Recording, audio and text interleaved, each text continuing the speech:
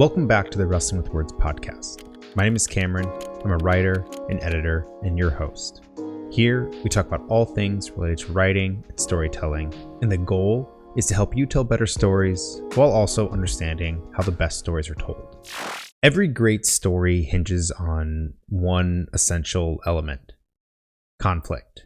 Without conflict, there really isn't a story at all. To broadly understand narrative conflict, we can look at the conflict equation, which is really just character goals plus an obstacle equals conflict. And this conflict is really a driving force behind all stories. Tension and conflict forces characters to evolve and change while also keeping the plot progressing and your readers and audience members invested. First though, let's talk a bit about the importance of conflict and try to understand it a little bit more. In the simplest of terms, in our story or in storytelling in general, conflict is really the beating heart. It's the things that drive and motivate characters while also moving the plot forward and keeping things interesting. It keeps the narrative dynamic and the viewers and readers engaged in what's happening on the page. There are 7 basic, forms of conflict that we can talk about, but I'm not really going to go over those in this video or really break them down because they kind of, we can look anywhere and I think that they're talked about a lot and they don't necessarily get to the core of what I kind of want to discuss in terms of conflict. These are all different forms of internal and external conflict that we can create to make our stories more engaging and to force our characters to change or overcome something. Briefly speaking, there is character versus self, character versus character, character versus nature, character versus society, character versus technology, character versus paranormal or supernatural, and character versus faith. These are good to keep in the back of your mind or even use as placeholders of identifying or trying to come up with some different forms of conflict in your story. But rather than understanding these 7 broad categories, understanding conflict as a whole and really how we can use it will help keep your story moving forward and make it just that much more engaging. I used the example before that conflict is kind of like the heart. It's really the muscle of the heart that keeps it beating, that keeps all the blood pumping, that keeps your story alive. It allows for you to build tension and to make your story feel like a story. But let's talk about building conflict into your story and how we can kind of go about doing that. Conflict and story structure are kind of married to each other.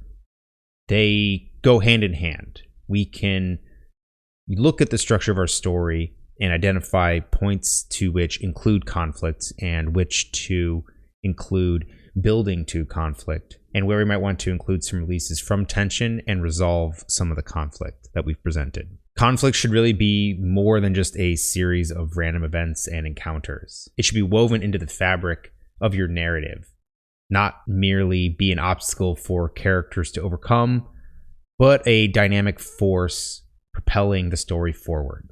Conflict should escalate your story's plot progression to maintain engagement with your audience. There will be, of course, points of highs and points of lows in terms of tension and conflict, but we should really be building or at least hitting our stride where the highest level of conflict is building towards the end, or at least towards our climax of our story. We can see this happen in many of examples where a team of misfits or even our protagonist are preparing and training for an inevitable face-off with a main antagonist or a big bad of some sorts. And the goal should be really to create this conflict and have it feel organic and realistic. The best sort of conflict arises organically from the character or upon the character, rather than just imposing conflict on one of our characters. We should try to have it emerge naturally from their desires, fears, and even circumstances. This is really where we can look at the synergy between plot, setting, and characters. And really, we should look for examples in the real world or even in real life to make this conflict feel relatable, immersive, and real. There's a richness in the human experience that we can pull from to create this level of immersion and provide an authentic emotional response to some of the obstacles we might put in front of our character while they're trying to achieve their goals. And conflict really has a key role to play in a character's development. We can reveal character traits or even emphasize character traits that we've given a character because of the conflict that they might be facing. We can see how they respond to adversity and explore the depths and complexities of choosing one decision over another. A really good example that comes to mind is in The Dark Knight, when Batman decides to save Harvey Dent over Rachel. This schism between two decisions is really where the conflict of a story becomes interesting and even engaging from a viewer or reader perspective. The different motivations that our characters have really will be the source of the conflict that we can create. I've talked a lot in the past about how different characters might have different goals, where sometimes those goals conflict with one another and other times they might help or enforce each other. This is where we can create conflict amongst our cast of characters and become really creative with some of the different themes or the different forms of conflict that we want present in our story. And this is really important too to understand when we're navigating conflict in a story's structure.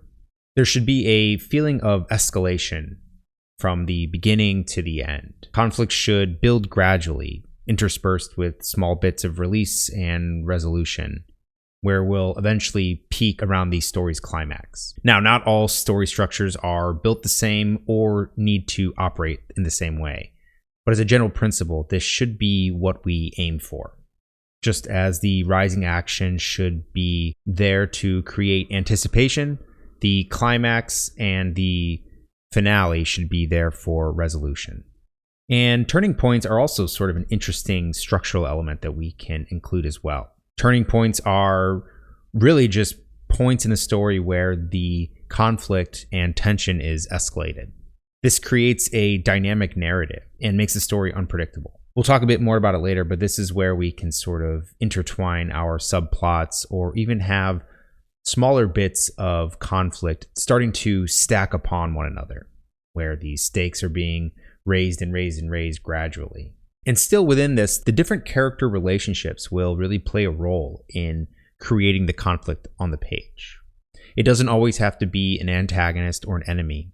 It can be just a matter of maintaining relationships, making relationships, or wanting the best for everybody in our cast. The complexity of human relationships and organic relationships really help build a foundational layer for the conflict in our story.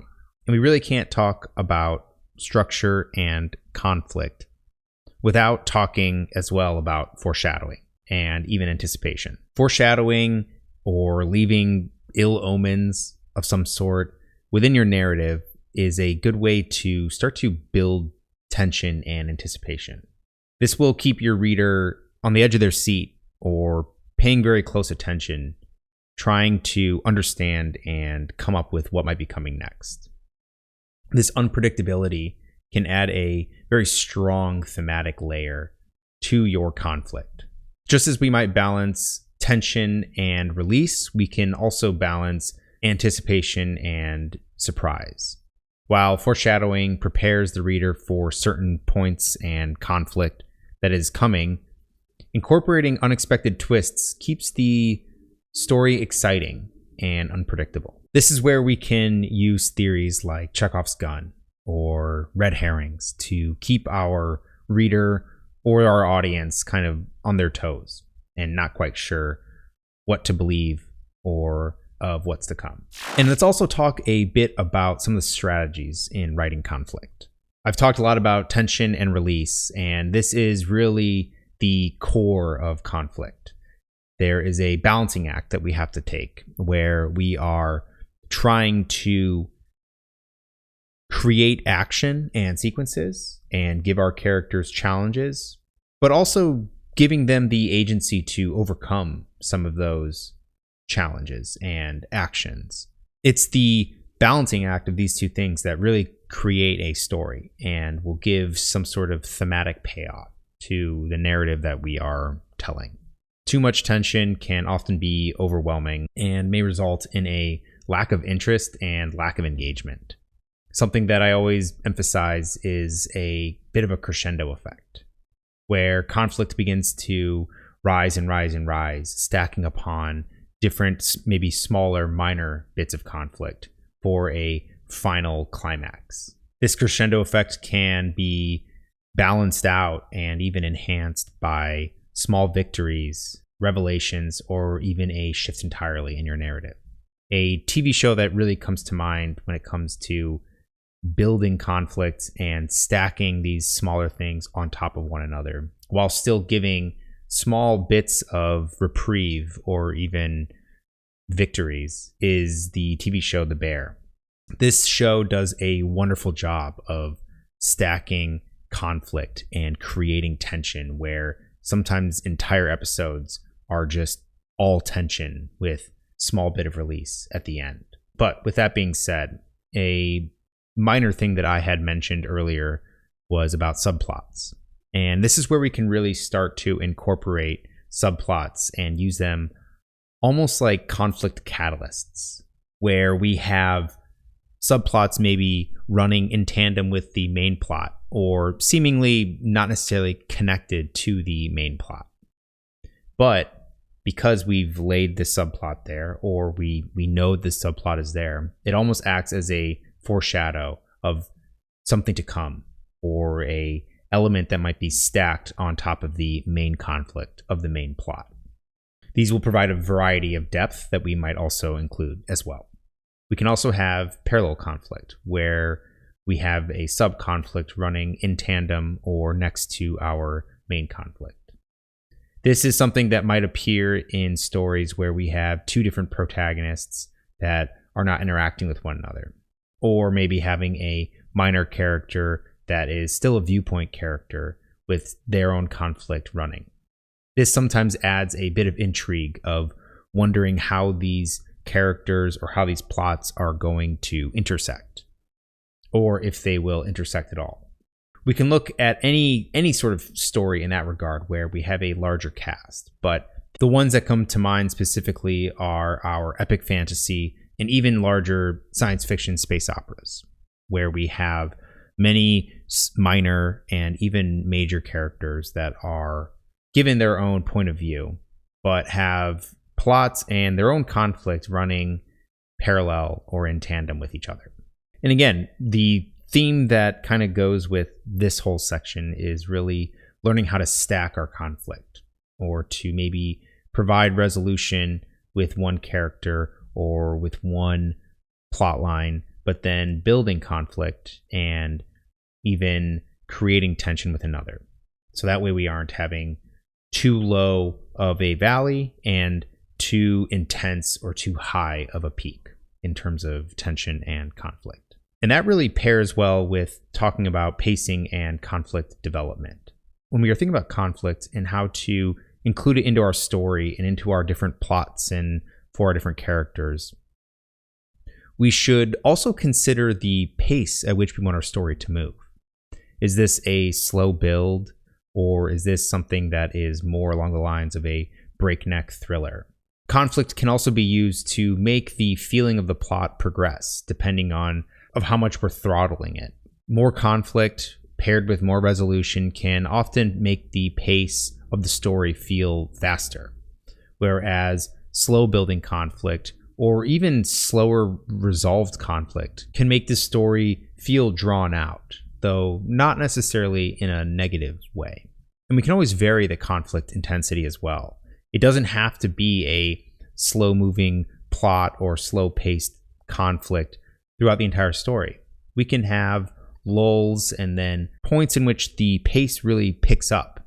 And if we want to facilitate a quickening pace, sometimes adding and stacking more conflict or giving more resolution to these bits of conflict will help facilitate that. But at the end of the day, it's making our characters juggle the different blockades that they are faced with. We want to see them have many balls in the air, catching and throwing at the same time, trying desperately not to drop any one of them. And in addition to that, when we are talking about timing and keeping these conflicting balls in the air, we can also consider the strategic placement of conflict. The easiest one to sort of speak to or to understand the importance of having a strategically placed point of conflict or a strategically placed point of resolution comes to the beginning of your story. It's important that we hook the reader, and in our hook, we should have some sort of conflict arise. There should be something there, an obstacle, or something that is stopping our character from achieving whatever it is that they desire or want. Similarly, when we talk about strategically placed resolution, we talk about the climax of the story. We don't want to be building and adding more conflict in the last 10% of your story because we're trying to tie up all of the other loose ends and bits of conflict that you might have put in place throughout the rest of your story. And you can really go as deep as you want with this, but I always suggest at least having some sort of understanding of the outline or the structure of your story, and then strategically looking at where might be a high point or where might be some sort of turning point in your story. Depending on how much we want to plot out our story, we should think about adding some sort of conflict for every developed plot point that we have. And we can try to cut out any unnecessary conflicts that may not service the main plot or service any of the main themes that we are trying to facilitate through the conflict in our story. There really is a bit of an art when it comes to resolution and creating impact. We want to empower our characters and give them conflict that they can overcome or at least grow from. And it isn't always a positive thing to overcome some bit of conflict. Something might be lost or gained, or they might have put themselves in a worse position than before. Sometimes what we might want to do if we feel like our plot and our conflict are a bit too predictable is to write out some of the potential ways in which the conflict can be resolved, and then cut all those out and try to think up something else instead. This will make your conflict and the resolution or the way in which a character might resolve conflict more unpredictable. Now, we want to avoid just resolving conflicts that are outside of how our characters would normally act. So one thing I always suggest is knowing and having a good understanding of the character that you have and looking at what their strengths might be and how they might be able to use those strengths in a creative setting to overcome whatever conflict it is that they're facing. There is sometimes a consequence with resolution.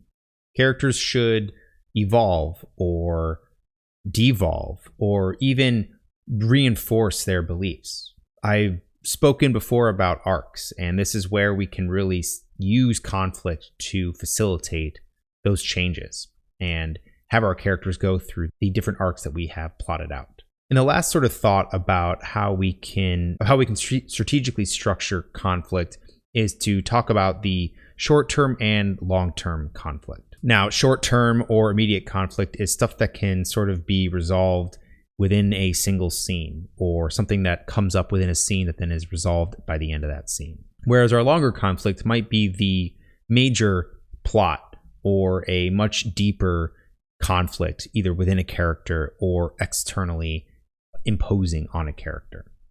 We can balance these and incorporate both of these into our story. Having only a long-term or large-scale bit of conflict will feel flat and even make the plot of the story feel farther removed from the actual characters there. Whereas too many just minor conflicts that are happening and being resolved in every single scene can often feel like we are watching a slideshow or that there's no bigger picture. Try to balance both of these and intertwine them in your narrative to keep it feeling fresh and exciting. And finally, let's talk a little bit about some of the common mistakes that I have seen with conflict. These are mistakes that we can avoid or ones that we can sort of fix if they are present in our own story. The sort of antithesis of the organic conflict or creating organic conflict is, of course, forcing conflict. Forced conflict often feels unsatisfying and unwarranted by the audience. Something might feel contrived or even inserted for the sake of the plot or for the sake of the story. Another mistake that I sometimes see is the lack of resolution and even the lack of sort of tying up loose ends, whether they be subplots with sub-conflict or the main plot with maybe some plot holes or even some unresolved issues that had occurred. This can be really frustrating for a reader or even the audience, and you might end up on the front page of somebody's subreddit or even in a video analysis of everything that went wrong with this story or this book. Try to keep track of the different bits of conflict that you have and make sure that by the end of the story, we've resolved most of these. Or if ambiguity is intended, we should make sure that we write it in the sense that ambiguity is intended. Another thing that can sometimes be frustrating is not being strategic with our open-endedness. And I've always been a sucker for ambiguity in stories and even ambiguities in resolution. But sometimes cliffhangers at the end of a story can feel cheap and ill-placed. Be strategic with this and intentional. Another thing that can be very frustrating when it comes to conflict is inconsistent character actions or inconsistent character reactions. You should have a good sense and understanding of your characters, and you should have the benefit of having readers that know your characters pretty well as well. So with that being said, we should strive to be consistent with how characters react and be consistent with their proficiencies and their behaviors. Oftentimes, when I hear about criticisms of a book or a TV show or a movie, it can most often be attributed to a character or characters that start to act outside of how they normally act. This was a big problem for the final seasons of Game of Thrones. We had characters become wildly incompetent and other ones that all of a sudden became hyper proficient in certain areas. There should always be some sort of correct answer for a character, but the correct answer doesn't always mean the right answer. We should also try to incorporate character growth into the conflict that we have on the page. More often than not as well, if a character never changed or if the change feels shallow, this can feel almost like a disservice to the reader or the viewer. And another mistake that sometimes gets made is that we focus too much on external conflict or too much on internal conflict. Sometimes if there is too much external conflict, we get no real sense of what a character is actually grappling with. If they're constantly just fighting hordes of bad guys, but we don't really know how that character feels or what it is that they are struggling with, the character can often feel very shallow. Similarly, if a character is only ever dealing with their own internal conflict and there is no external conflict, you run the risk of having a character feel incredibly unsympathetic or even maybe unrelatable in some sense. We can, of course, weigh one heavier than the other, but there should be a little bit of a balance taking place. There should be some sort of internal conflict going on while also having some sort of external conflict presented to them. And these can sort of enhance the conflict and synergize off of one another. More external conflict will then beget more internal conflict, and more internal conflict might beget more external conflict. Also, the failure to foreshadow can sometimes be an issue as well. Conflicts seemingly coming out of nowhere or out of left field can blindside your audience, and if there's no real feeling of anticipation, we can sometimes say, where did that come from and why did that just happen? There should be a gradual build to some of these points of conflict. And sort of the last mistake to avoid that I commonly see is the neglect of consequences. Sometimes we take the outcome of resolution or the outcome of conflict for granted.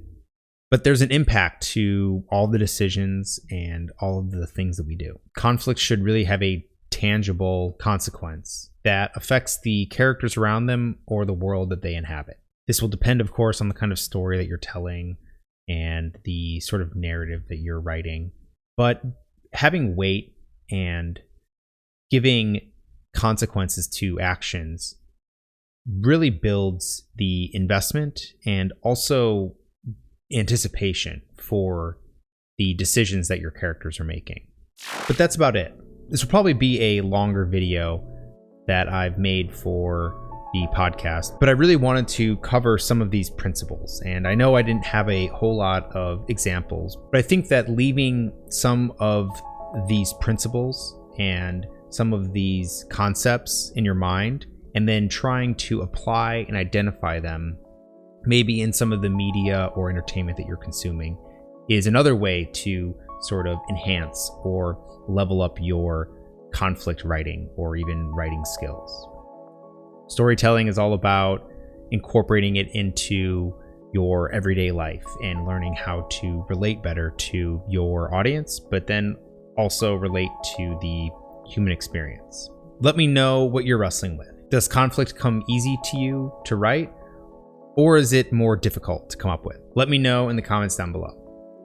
As always, thanks for watching, thanks for listening, and I'll see you next time.